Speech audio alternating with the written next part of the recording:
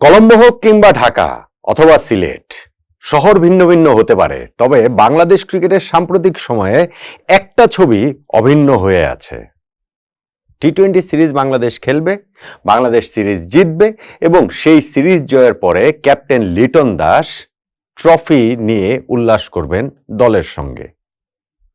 পরপর 3টা সিরিজ জিতে আমরা এশিয়া কাপ খেলতে যাচ্ছি। শ্রীলঙ্কায় গিয়ে শ্রীলঙ্কার বিপক্ষে জিতেছি, তারপরে ঢাকায় মিরপুরে পাকিস্তানের বিপক্ষে সিরিজ জিতেছি এবং সিলেটে এখন নেদারল্যান্ডসের বিপক্ষে সিরিজ বাংলাদেশ জিতলো।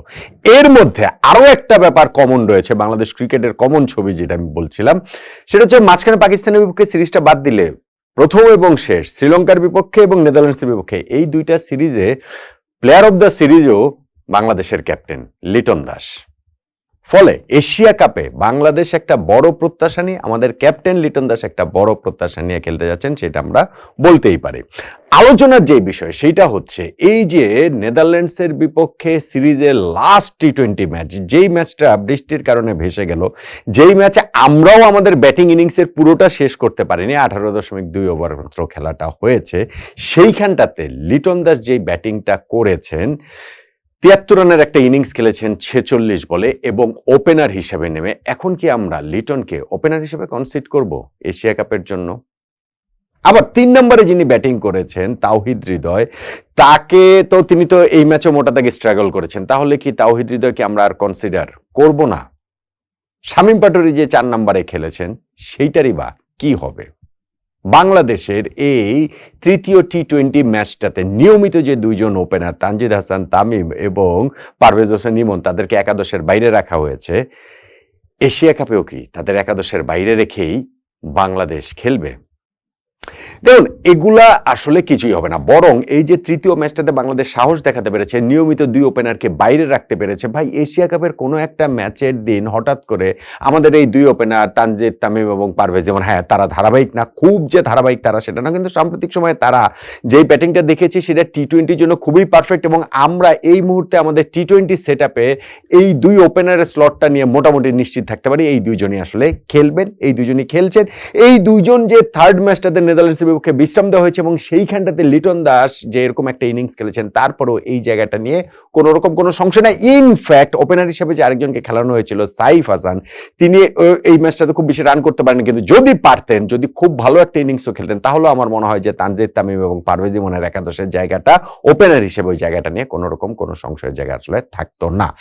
এই থার্ড ম্যাচটাতে বাংলাদেশ সেই এক্সপেরিমেন্ট করতে পেরেছে, বাংলাদেশ সেই সাহসটা দেখাতে পেরেছে যে না ঠিক আছে, আমরা আমাদের অন্যান্য জায়গাগুলো একটু দেখি। আমাদের ওই এশিয়া কাপে যদি হঠাৎ করে আমি বলছিলাম যে কোনো একটা ওপেনার আমাদের ইনজুরিতে পড়ে গেলেন, নিগলসে পড়ে গেলেন, অসুস্থ হয়ে গেলেন, সেই ক্ষেত্রে আমাদের আসলে ব্যাকআপ প্ল্যানটা তো থাকতে হবে। আমাদের সবসময় কি আমরা নাম্বার 1 মানে প্ল্যান এ নিয়েই কি আমরা এগোবো? প্ল্যান বি, প্ল্যান সি এগুলো আসলে থাকতে হবে না। তো সেই জায়গাটা আমাদের টিম ম্যানেজমেন্ট করার ব্যাপারে সাহস দেখাতে পেরেছে।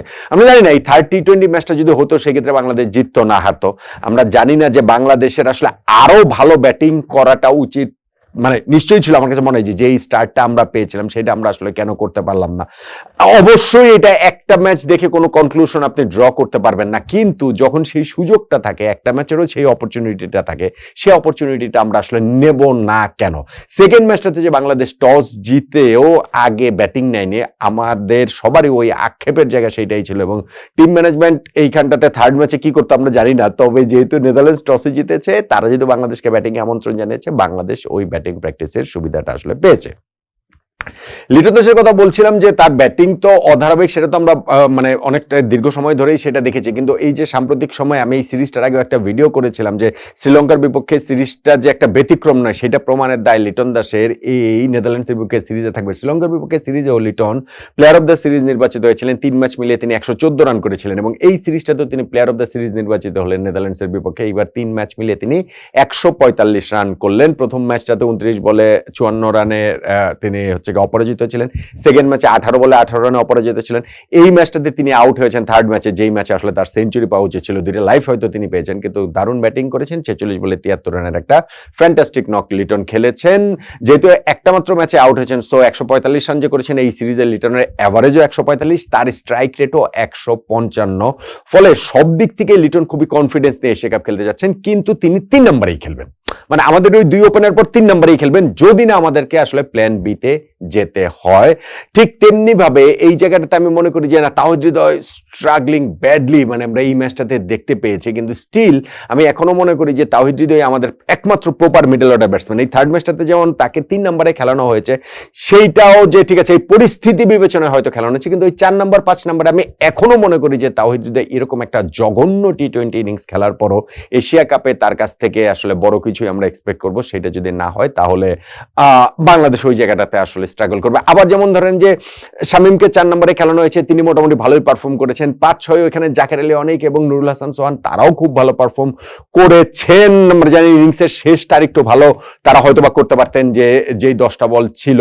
ওভারঅলি আমাদের ওই জায়গাটাতে ব্যাটিং এর আরেকটু ভালো করার সুযোগ তো আসলে ছিলই। আমাদের যেন বৃষ্টির কারণে প্রথম দফা যখন খেলাটা বন্ধ হয় তখন 4.1 ওভারে বাংলাদেশের স্কোর ছিল 1 উইকেটে 60। সেইখান থেকে আবার যখন দ্বিতীয় দফা বৃষ্টিতে খেলাটা পোস্টপন্ড হয়ে গেল তখন কিন্তু বাংলাদেশের স্কোর 18.2 ওভার 164। অর্থাৎ বৃষ্টির পরের যে বাংলাদেশ 14.1 ওভার ব্যাটিং করেছে সেখানে আর মাত্র 104 রান করতে পেরেছে। প্রথম 4.1 ওভারে আমরা 14.5 রান রেটে ব্যাটিং করেছে, আর পরের 14.1 ওভারে আমরা 7.5 রান রেটের মতো ব্যাটিং করেছে। ফলে আমাদের ওই জায়গায় উন্নতির সুযোগ তো রয়েছেই, কিন্তু এশিয়া কাপের আগে এই জিনিসগুলো খুঁটিয়ে নাটিয়ে দেখার, এই যে পারমুটেশন কম্বিনেশন করে দেখার, বিভিন্ন জায়গায় খেলে দেখার সেই সুযোগটা সেকেন্ড ম্যাচও বাংলাদেশ টিম ম্যানেজমেন্ট নিতে পারতো, সেটা নেয়নি। থার্ড ম্যাচটা যদি পুরোটা হতো সেই ক্ষেত্রে আমাদের বোলিং ডিপার্টমেন্টের ক্ষেত্রেও আমরা এই কাজটা আসলে একটু করতে পারতাম।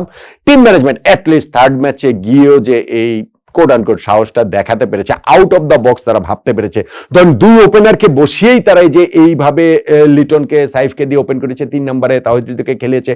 এইটা আমি মনে করি যে টিম ম্যানেজমেন্ট একটা ব্রেভ ডিসিশন নিয়েছে। তারা ওই সমালোচনার ব্যাপারটা ব্যাক অফ দ্য মাইন্ডে রাখার পরেও এশিয়া কাপের জন্য এইটাকে আমার কাছে তাই একটা মানে ভালো প্রস্তুতির মতো একটা মানসিকতা নিয়ে এই ম্যাচটা বাংলাদেশ টিম ম্যানেজমেন্ট খেলতে নেমেছে, যেটা সেকেন্ড ম্যাচে অনুপস্থিত ছিল। ফলে এই ম্যাচেরই পারফরমেন্স দেখে এখন কিন্তু যদি আমরা বলি যে না লিটনকে ওপেনার হিসেবে খেলাতে হবে, বিষয়টা কিন্তু সেটা হবে না, বা কোনোভাবেই তাওহিদ হৃদয়কে খেলানো যাবে না, বিষয়টা কিন্তু সেইটা হবে না, বা শামীম পাটোয়ারিকে 4 নম্বরে খেলাতে হবে, বিষয়টা সেটা হবে না। যখন আমরা এশিয়া কাপেরটা হিসাব করবো, আমাদের এখানে গ্রুপ পর্বে 3টা ম্যাচ রয়েছে, ওই 3টা ম্যাচ যদি উতরে যেতে আমরা পারি, মানে প্রথম 2টা দলের মধ্যে থাকতে পারি, সেই ক্ষেত্রে আমাদের সুপার 4-এ আবার 3টা ম্যাচ আমরা খেলবো, তারপরে তো আবার ফাইনাল রয়েছে। তো অন্তত 3টা ম্যাচ বাংলাদেশ খেলবে, 6টা ম্যাচও হতে পারে, সর্বোচ্চ 7টা ম্যাচও হতে পারে। ফলে এইখানে আপনি 11 জন ক্রিকেটার নিয়ে এই লং টুর্নামেন্টের প্ল্যান আপনি করতে পারবেন না। সেই জায়গাটাতে পুরো স্কোয়াড লাগবে, পুরো 16 জনের হিসাবটাই আসলে লাগবে, যেইটা সেকেন্ড ম্যাচটাতে বাংলাদেশ টিম ম্যানেজমেন্ট ওইটা আসলে মিস করেছে বলে আমার কাছে মনে হয়। কিন্তু থার্ড ম্যাচে তারা সেটা ভালোভাবে করতে পেরেছে এবং এটার সুফল আমাদের এশিয়া কাপে গিয়ে আমরা পাবো বলে ওই এক্সপেকটেশন তো আমাদের থাকতেই পারে, দলের পারফরমেন্সের কারণে, ক্যাপ্টেনের পারফরমেন্সের কারণে, টিম ম্যানেজমেন্ট লাস্ট ম্যাচে যে সাহসী পারফরমেন্স দেখিয়েছে সিদ্ধান্ত নেবার ক্ষেত্রে, সেই পারফরমেন্সের কারণে। কি বলেন আপনি?